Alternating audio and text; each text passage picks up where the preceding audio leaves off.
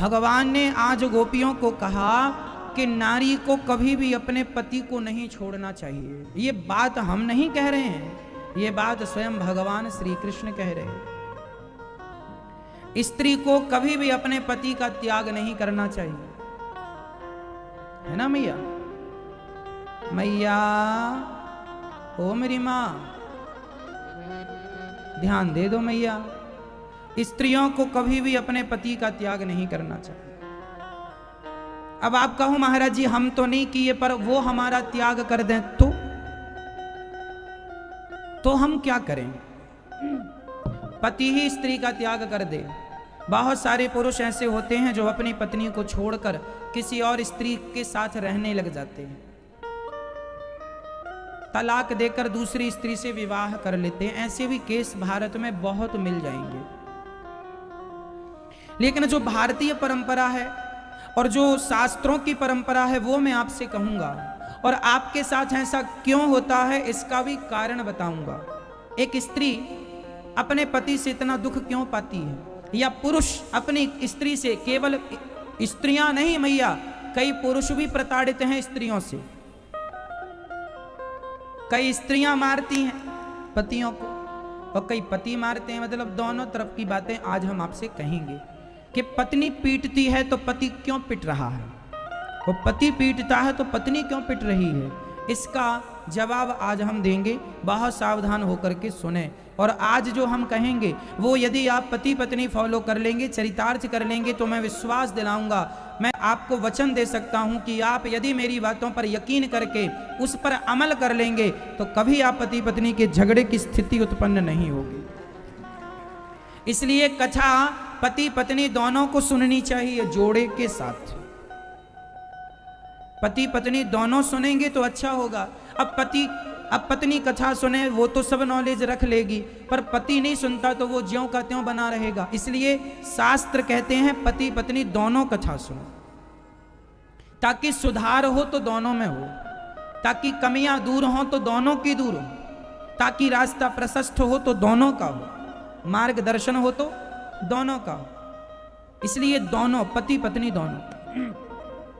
पहले शुरुआत करते हैं स्त्रियों से, फिर पतियों को भी कहेंगे। स्त्री का धर्म है पति की सेवा, एक ही धर्म एक व्रत नेमा, काय वचन मम पति पद प्रेमा। पति कैसा भी हो, अंधा हो लंगड़ा हो, ये बात हम नहीं कह रहे, रामचरितमानस में लिखा है। अंध बहिर क्रोधी अति दीना, है ना, ऐसा हूं पति कर किए अपमाना, नारी पाव जमपुर दुख नाना। पति कैसा भी हो, अंधा हो लंगड़ा हो बहरा हो काना हो गरीब हो, कैसा भी हो, स्त्री कभी भी अपने पति का त्याग ना करे। मैया जी अब रिश्ते बन गए हैं तो उन्हें निभाओ। और हम तो ये कहेंगे कि पति कितना भी दुष्ट हो, पति कितना भी गाली देने वाला हो, कितना भी मारने वाला हो, कोई बात नहीं, आप ये समझ के चला करो कि आपको ऐसा पति इसलिए मिला है क्योंकि किसी जन्म का पाप आपके सामने आ गया और उस पाप के कारण ऐसा पति मिला है। हम जब पुण्य ज्यादा करते हैं तो हमारा पति, हमारा बेटा बहुत अच्छा होता है, आज्ञाकारी। और हम पुण्य नहीं करते, कोई पाप हो जाते हैं, वही पाप का दंड भोगने के लिए हमें ऐसा दुष्ट पति मिल जाता है जिसके साथ अब ना कहावत है ना उगला जाए ना निगला जाए, ना उगल सकते हैं ना तो निगल सकते हैं। तो क्या करें? एक मैया 60 साल की मेरे पास आई, 60 मैया महाराज हम अपने पति से परेशान हो गए, बुढ़ा बिल्कुल एक नंबर का। क्या परेशान होगी मैया? हम तलाक लेना चाहती हैं अपने पति से। 40-60 साल की मैया हो रही, हम तलाक लेंगे अपने पति से। उस बुढ़े ने कोई सुख नहीं दिया, सारी जिंदगी रुलाया है, परेशान किया। बच्चे बड़े बड़े हो गए, बच्चों का विवाह हो गया, अभी तक नहीं सुधरता बुढ़ा। ऐसा उस स्त्री ने हमसे कहा। हमने हाथ जोड़ के कहा मैया कितने साल की हो? महाराज 60 में चल रही है। हमने कहा इस उम्र में अपने पति को छोड़ के कहां जाने का विचार है? सारी जिंदगी तो निभा ली, हाथी निकल गया है, पूंछ बची है तो वो भी निकाल लो आराम से। गई बहुत थोड़ी बची, नारायण अवचेत, काल चिरैया चुग रही, निस दिन आयु खेत। बहुत चली गई, बची कितनी? थोड़ी सी बची है। जैसे अभी तक निभाया है ऐसे अब भी निभा लो। इस उम्र में पति को छोड़कर जाओगी, जमाना नाम धरेगा तुम्हें, जमाना गलत कहेगा तुम्हें। कल तुम्हारा पति ही आरोप, तुम भले सती सावित्री हो पर पति को छोड़कर जाओगी तो पुरुष ये कहेगा किसी और से चक्कर होगा इसलिए तो हमें छोड़कर चली गई। भले तुम पतिव्रता हो पर जमाना खाए बिना रह सकती है, कहे बिना नहीं रह सकती। इसलिए बुढ़ापे में मरते टाइम काहे दाग लगा रहे हो चरित्र में, काहे दाग लगा रहे हो? इसलिए निभाओ, कोई और ऑप्शन तो नहीं है ना। अब बच्चे तुम्हारे बड़े बड़े हो गए हैं, अब कौन सा सुख चाहिए तुम्हें? भोगों के सुख की कामना बची है क्या? इसलिए कहता हूं मैया, अभी से मन भगवान में लगा लो। जिसे भगवान में सुख मिलने लग जाएगा उसे फिर संसार के सुख की जरूरत नहीं होगी। यदि भगवान का सुख अभी से नहीं मिला तो तुम्हें मरते दम तक सुख चाहिए। फिर कई लोग स्त्रियों को नहीं छोड़ पाते, कई स्त्रियां पुरुषों को नहीं छोड़ पाती बुढ़ापे में। क्यों? क्योंकि तुमने केवल यही सुख लिया है संसार का। कभी तुमने भक्ति का, भजन का, भगवान का सुख भी लिया होता तो इनके बाद तुम उस सुख में ऑप्शन होना चाहिए। ऑप्शन क्या होना चाहिए?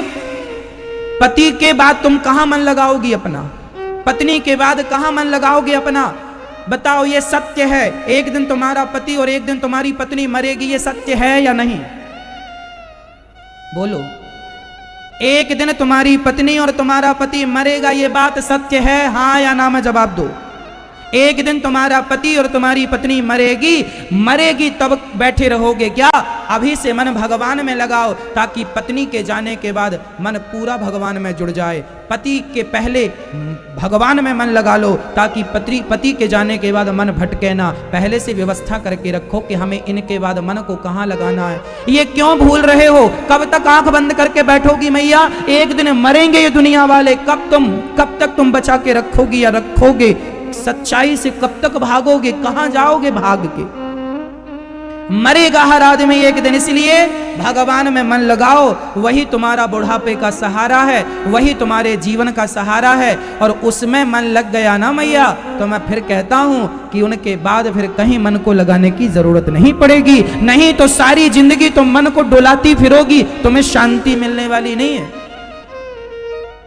लगाते रहो अपना मन। मन की इच्छाएं किसी की पूरी हुई कि तुम्हारी हो जाएंगी।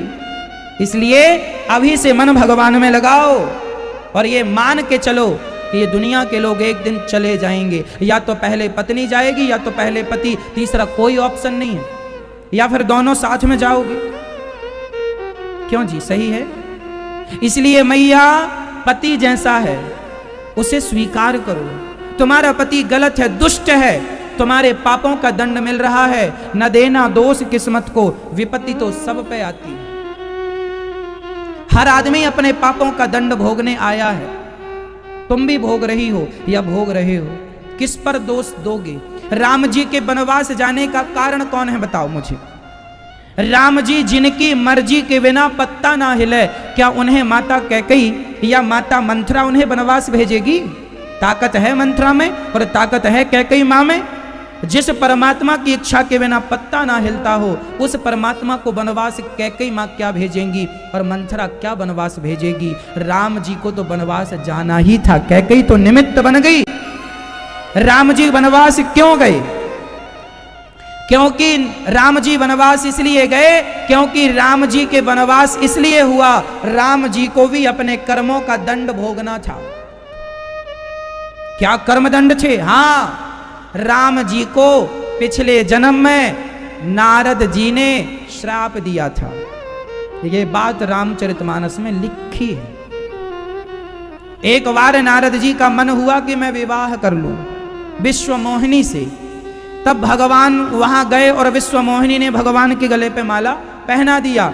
नारद जी ने कहा था अपना रूप हमें दे दो, तो भगवान ने नारद जी को बंदर बना दिया था।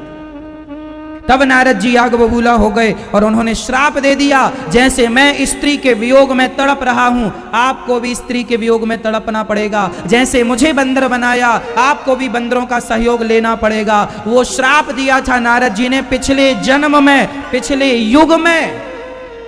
तो उस पाप का, उस श्राप का परिणाम राम जी को भी भोगना पड़ा, भगवान को भी वनवास जाना पड़ा। जबकि भगवान चाहते तो श्राप को मेट सकते थे, टाल सकते थे। वो भगवान है, सर्व सामर्थ्य, कर तुम अकर तुम अन्यथा कर तुम सर्व सामर्थ्य। वो भगवान है, सब कर सकते, लेकिन नहीं, विपत्ति भगवान पर भी आई, कर्मों का दंड उन्हें भी भोगना पड़ा, तो तुम और हम इंसानों को नहीं भोगना पड़ेगा? इसलिए किसी को दोष नहीं। पति जैसा है, गालियां देता है, चुप रहा करो। जब पति गालियां दे तो भगवान का स्मरण किया करो, श्रीमन नारायण श्रीमन नारायण, हे नारायण मेरी रक्षा करो, हे नारायण मेरी रक्षा करो। कोई आपका अपमान करे, पति अपमान कर रहा है, गालियां दे रहा है, तुरंत भगवान का स्मरण मन से करने लग जाओ, हे प्रभु मेरी रक्षा करो, मुझे इतनी शक्ति दो कि मैं ये गालियां सहन कर सकूं, मुझे इतनी शक्ति दो प्रभु मैं ये अपमान सहन कर सकूं। मेरी माँ मेरी बहन सहन करना पड़ता है, करना पड़ता है। नहीं करोगे तो फिर ऑप्शन बताओ, फिर भाग कर दूसरे से विवाह करोगी? तो ये भारत का संस्कार नहीं। क्या गारंटी कौन लेगा कि तुम्हें दूसरा पुरुष सुख देगा? एक पुरुष सुख ना दे सका पति तुम्हारा, तो तुम कल इसे छोड़कर दूसरे पुरुष के संग जाओगी, तो बताओ क्या भरोसा कि तुम्हें वहां से सुख मिलेगा? कौन लेगा इस बात की गारंटी? इसलिए हमारे भारत में रिश्तों को निभाने की बात है। इसलिए जो हिंदी है वह रिश्ता तोड़ने की बात नहीं करती। उर्दू में एक शब्द है, एक वाक्य है जिसे तलाक कहते हैं। उर्दू में क्या कहते हैं रिश्ता तोड़ने को? तलाक। इंग्लिश में डिवोर्स कहते हैं। डिवोर्स दे दिया मतलब रिश्ता खत्म, तलाक दे दिया मतलब रिश्ता खत्म। हिंदी में एक भी ऐसा शब्द बताओ जिस शब्द को कहकर रिश्ता तोड़ दिया जाए। कहो हिंदी में कौन सा शब्द है? तलाक उर्दू का शब्द है, उर्दू का वाक्य है। डिवोर्स इंग्लिश है, हिंदी में बताओ क्या है? हमारी जो मातृभाषा हमें पढ़ाई जाती है ना मेरी माँ मेरी बहनों, वो मातृभाषा भी हमें रिश्ता तोड़ने की अनुमति नहीं देती। वो जोड़ना तो सिखाती है, तोड़ना नहीं सिखाती। हम भारत के लोग हैं, हिंदी है, हम वतन है, हिंदुस्तान हमारा, हम भारतवासी हैं। अमेरिका जापान के लोग तलाक लेते और देते होंगे, उन्हें शोभा देता होगा। मुसलमान देशों में तलाक लेते और देते होंगे, उन्हें शोभा देता होगा। पर हमारे यहाँ तो पति और पत्नी का संबंध 7 जन्मों का माना जाता है, 7 जन्म का माना जाता है। इसलिए हमारी संस्कृति, हमारा देश, हमारे शास्त्र, हमारे संस्कार ये आज्ञा नहीं देते कि तुम अपने पति को छोड़कर चली जाओ। पति कैसा भी हो, शादी करने के पहले निर्णय लेना चाहिए। इसलिए लड़की के पिता को अच्छे से देख लेना चाहिए। लड़के को ठोक बजा के देख लो, बहरा तो नहीं है, काना तो नहीं है, अकर्मण्य तो नहीं है, भिखमंगा तो नहीं है, दहेज तो नहीं मांग रहा, सब पहले ठोक बजा के देख लो। मेडिकल टेस्ट भी करा लेना भैया, मजाक नहीं कर रहे हैं, सही। एक लड़की मेरे परिचित की है, उसका विवाह हो गया। विवाह होने के बाद पता चला कि लड़का नपुंसक है, बिल्कुल रियल, अभी भी वो लड़की है। उसके बाप ने विवाह कराया। इसलिए आज तो हम ये कहेंगे अपने लड़का लड़कियों का विवाह के पहले मेडिकल टेस्ट जरूर करा लिया करो। आपको मजाक लग रही है, हम रियल बोल रहे हैं। हम तो आपका सब तरफ से भला ही करेंगे। क्या बुराई है मेडिकल टेस्ट कराने में? लड़की दे रहे हैं, जीवन भर की कमाई होती है बेटी, बाप का दिल होती है बेटी, दे रहे हैं, ठोक बजा के देखेंगे साहब। लड़की लड़के को अच्छे से नहीं देखते आजकल माँ बाप, इसलिए बाद में रोना पड़ता है। इसलिए अच्छे से देखा करो। लड़का शराब तो नहीं पीता, शराबी को लड़की ना दे देना, नहीं जिंदगी भर रोएगी तुम्हारी लड़की। गंजेड़ी को लड़की ना दे देना, जिंदगी भर रोएगी तुम्हारी लड़की। अकर्मण्य को ना दे देना अपनी लड़की। अकर्मण्य बैठा है, कोई काम नहीं करता, टीवी देखता दिन भर, क्रिकेट, ऐसे से बिल्कुल ना करना, ये किसी काम का नहीं, निकम्मा है। ऐसे को लड़की ना देना। लड़की देने के पहले ठोक बजा के, अरे 50 रुपए का घड़ा खरीदते हो, ठोकते हो कि नहीं? टूटा तो नहीं है, फूटा तो नहीं है, कच्चा तो नहीं है, हाँ या ना? 100 रुपए का घड़ा खरीदते हो मैया, ठोकते हो कि नहीं? 100 रुपए की चीज को ठोक बजा के ले रहे हो, दे रहे हो, तो लड़की दे रहे हो साहब, ठोक बजा के तो देखना पड़ेगा। इसलिए लड़कों को खूब चेक किया करो। हम तो कहते हैं गुप्तचर लगाओ, पहले 2-4-10 हजार लगे तो लगे, गुप्तचर लगाओ। कहां जाता है, कहां आता है, कैसी दोस्ती है, कैसी। पहले के जमाने में ऐसा होता था। पहले नाऊ और पंडित जाके लड़के को देखते थे। नाऊ जानते हो, सेविंग करने वाले भाई साहब को नाई कहते हैं। नाई और पंडित ये दोनों जाते थे और लड़की और लड़का, लड़के और लड़की को देखते थे 15 दिन आम पब्लिक बन करके। कहाँ जाता है, कहाँ से आता है, किससे बैठता है, किससे मिलता है, किससे दोस्ती है, किससे यारी है, कैसी बातें करता है, कैसा स्वभाव है। लड़की का बाप गया तो लड़का तो बिल्कुल अच्छा बना बैठ जाएगा, हम तो सब जानते, सीधा साधा। एक दिन में थोड़ी लड़का देखा जाता जो तुम देख के कर लेती हो शादी। और घरों में जाके लड़के नहीं देखे जाते, जरा बाजार में जाके देखो तुम ये लड़का कैसा है। लड़के बाजार में दिखते हैं, जब वहां सिगरेट एक हाथ में होती है, शराब चाय का प्याला दूसरे हाथ में होता, तब पता चलता है ये कैसा लड़का है। आजकल के माँ बाप को ज्ञान ही नहीं है, लड़की की जिंदगी बर्बाद कर देते हैं। कितने बाप ऐसे हैं जिन बापों की गलती की सजा लड़की भोग रही है।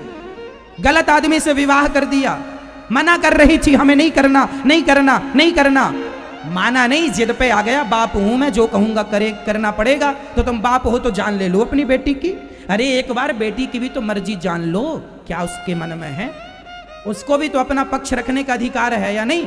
इसलिए हमारे भारत में स्वयंवर होता था। क्या होता था?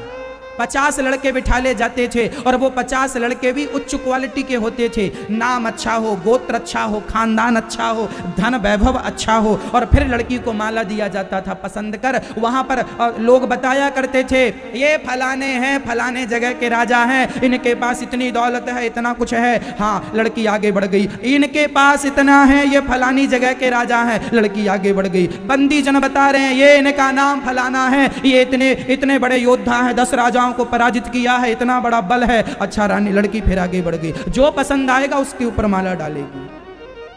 और आजकल का बाप इतना एटीट्यूड कि अपनी लड़की से नहीं पूछता कि बेटी ये लड़का तुम्हारे लिए पसंद किया है, पसंद है।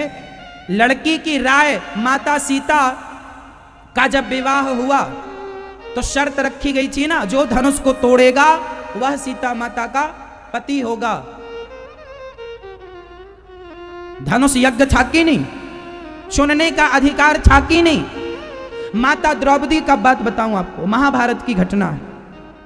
द्रौपदी के पिता ने शर्त रखी थी, मछली ऊपर घूम रही है, धनुष बाण नीचे रखे हैं, नीचे देखकर ऊपर मछली की आंख पर साधना है निशाना, जो साधेगा वह द्रौपदी का पति बनेगा।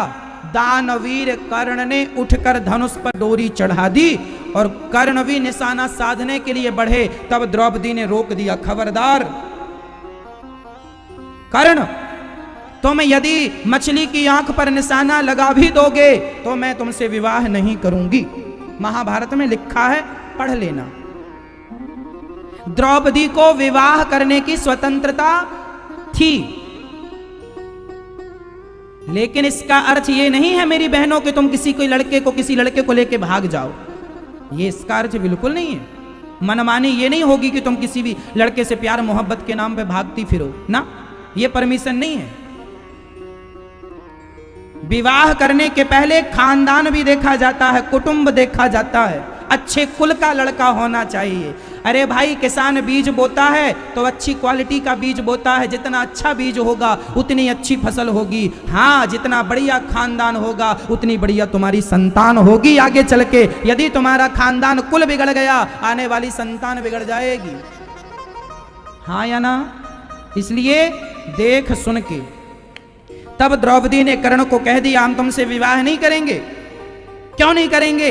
क्योंकि हम क्षत्राणी हैं और क्षत्राणियों का विवाह क्षत्रिय से होता है, और तुम भले बलवान हो पर शूद्र हो। द्रौपदी ने कहा था। इसका अर्थ यह हुआ कि ब्राह्मणों को ब्राह्मण बेटी से विवाह करना चाहिए, लड़का ब्राह्मण हो लड़की ब्राह्मण हो। क्षत्रियों का विवाह क्षत्रियों से होना चाहिए, लड़का क्षत्रिय लड़की क्षत्रिय। वैश्यों का विवाह वैश्यों से होना चाहिए, लड़का वैश्य लड़की वैश्य। शूद्रों का विवाह शूद्रों से होना चाहिए, लड़की शूद्र लड़का शूद्र। हम मर्यादाओं में रहें। यदि हम यहां का वहां कर लेंगे तो तुम्हारी नस्ल बिगड़ जाएगी। जो मां अलग जात की, जो बाप अलग जात का, उसकी जो संतान होती है वह वर्ण संकरी कहलाती है। ये हम नहीं कह रहे हैं, शास्त्रों के वचन है ना मैया। इसलिए ये सब चीजें हमारे यहां विचार किया जाता है। लड़की के विवाह के लिए लड़के का नाम, गोत्र, खानदान, कुंडली निकाली जाती है, इसलिए ताकि लड़की के साथ किसी भी प्रकार का दुर्व्यवहार ना हो, अच्छा सब कुछ रहे। लड़की के माँ बाप चिंता करते हैं। बाद में फिर कोई भले किस्मत में अब दुख है तो तुम कितना भी देख सुन लो साहब, वो तो मिलता है, लेकिन फिर भी जानकर तो कोई मक्खी नहीं निकलता ना। अब आप कहें महाराज जी तो सब कुछ हमने देखा, हमारे बाप ने देखा, फिर भी तो दुख मिला, फिर कौन जिम्मेदार? तो देखो ऐसे केस होते हैं पर कम होते हैं। इसका अर्थ ये नहीं कि हम बिना देखे सुने विवाह कर दें। भाई धोखे से मक्खी हम निकल गए चलता है, पर जानकर तो आप नहीं निकलते ना। ये कहावत है कि धोखे से मक्खी निकल गई अलग है, पर जानकर तो कोई नहीं निकलता। हमने लाख लड़के को देखा लेकिन फिर भी नालायक निकला, वो उसका भाग्य है, लेकिन फिर भी तो देखना सुनना जिम्मेदारी है। इसलिए लापरवाही ना हो, समझदारी हो। विवाह के समय सावधान, लड़की और लड़का और माता और पिता खूब बढ़िया से देखो, और लड़की भी अच्छी हो, देखने सुनने में भी अच्छी हो, काम धाम कर सके, अपने रिश्तों को संभाल सके। लड़की लड़के का बाप भी, लड़के वालों आप लोग भी जरा लड़की को देखा करो स्कूल कॉलेज जाते आते समय, वो भी तो ऐसी वैसी नहीं है। केवल लड़के का मुआयना नहीं, लड़कियों का भी तो मुआयना होना चाहिए। अच्छे से देख सुन लो, बातचीत कर लो। लड़का लड़की एक दूसरे से प्रसन्न है तो विवाह कर लो। जबरदस्ती नहीं कि तुम्हें इसी लड़के से करना होगा ना, तुम्हें थोड़ी रहना संग, वो लड़का लड़की को रहना, उनके मन की जान लो, ये उचित है।